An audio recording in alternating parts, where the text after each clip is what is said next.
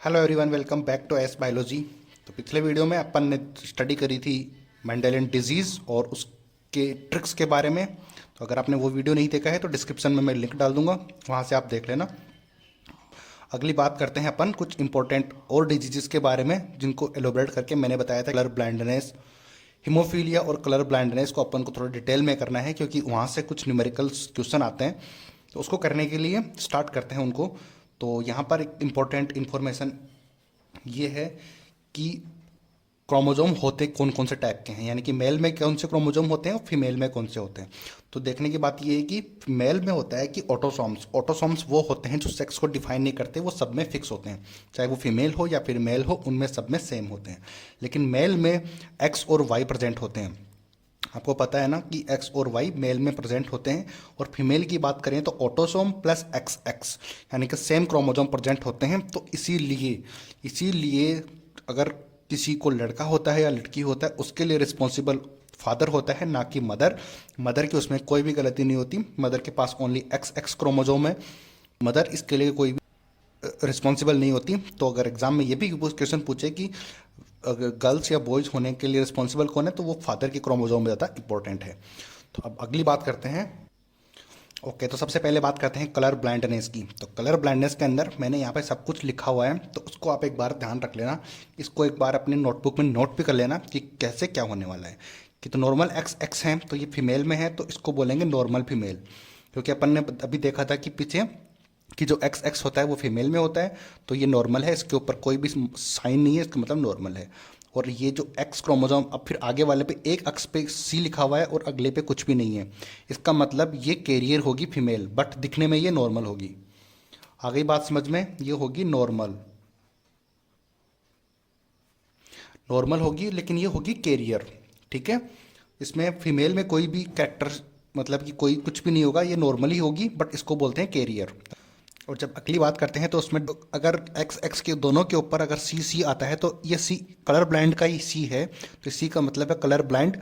तो इसको याद रखेंगे कि अगर दोनों पे सी लगा हुआ है दोनों क्रोमोसोम के ऊपर, तो वो होगी कलर ब्लाइंड फीमेल।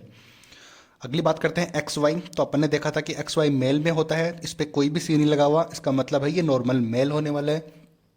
और अगर x के ऊपर c आ गया है तो यानी कि, और x तो है नहीं, दूसरा तो y है, तो यानी कि x के ऊपर c लगा हुआ है, तो ये हो जाएगा कलर ब्लाइंड मेल। अगर एक बार में समझ नहीं आया तो दोबारा इस वीडियो को देखो और इस चीज़ को याद रख लो कि अगर ये चीज़ आपको पता है तो फिर आप ऑटोमेटिकली क्वेश्चन कर पाओगे। ठीक है, अब डायरेक्ट चलते हैं क्वेश्चन पे, क्योंकि अपने मेन एग्जाम में तो वही आते हैं, तो वो एक बार समझने की कोशिश करते हैं। देखो क्वेश्चन पढ़ो। A normal women whose father had colour blindness, उसके फादर कलर ब्लाइंडनेस है और उस मेल है वो नॉर्मल है, married a normal man, what is the chance of occurrence of the colour blindness in the progeny. Progeny के अंदर colour blindness की क्या चांसेस रहेंगे। तो इस क्वेश्चन को ध्यान से देखो। ए नॉर्मल वुमेन, अब नॉर्मल वुमेन है, नॉर्मल वुमेन यानी कि एक्स एक्स, नॉर्मल वुमेन को यही होते हैं, बट उसका फादर कलर ब्लाइंडनेस है। अब फादर कलर ब्लाइंडनेस है तो फादर का मतलब क्या हो जाएगा, उसके पास ये वाले करेक्टर हैं, ये वाले करेक्टर हैं। तो अगर फीमेल बनेगी, मेल अगर फीमेल बनेगी तो उसमें एक्स करेक्टर आया होगा, तभी तो वो फीमेल हुई। इसके अंदर एक्स आया होगा तभी तो वो फीमेल हुई। अगर वाई आता तो वो मेल होता। आ गई बात समझ में? तो इसीलिए ये बोला है कि अब जो ये एक्स अगर इसके पास आया है नॉर्मल वुमेन के पास, तो इसके एक के पास सी होगा। एक तो ये तो मदर से आया और ये फादर से आया है। ठीक है, तो फादर से ये वाला एक्स, सी वाला, जो सी वाला एक्स वही आया होगा, तभी तो फीमेल बनी है। आ गई बात समझ में? तो इसको बोला है नॉर्मल वुमेन। तो अपन ने ऊपर देखा भी था, अपन ने यहाँ पे देखा भी था कि ये देखो एक्स, एक सी और फिर एक्स, तो ये कैरियर फीमेल है, बट इसको नॉर्मली होगी। इस पे जो कलर ब्लाइंडनेस है वो शो नहीं होगी, बट ये कैरियर है, बट होगी ये नॉर्मल। ठीक है, तो वही वाले करेक्ट, तो वही चीज़ यहाँ पर है। आई थिंक समझ में आ गया होगा कि ये नॉर्मल मैन वुमेन की बात कर रही हैं। तो अब इस नॉर्मल वुमेन की शादी करवा रहे हैं नॉर्मल मैन से। नॉर्मल मैन का क्या हो जाएगा, क्रोमोसोम वाई। नॉर्मल है तो यही होगा। अब इनकी सेल्फिंग करवाओ आप।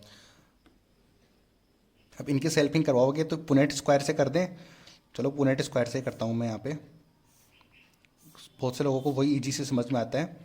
तो इस तरीके से एक्स सी एक्स और एक्स वाई, तो यहाँ पे एक्स सी एक्स और एक्स और वाई, तो यहाँ पर आ जाएगा एक्स सी एक्स, इसको इसको मल्टीप्लाई करेंगे तो एक्स एक्स इसको इसको करेंगे तो एक्स सी वाई, इसको इसको करेंगे तो एक्स वाई।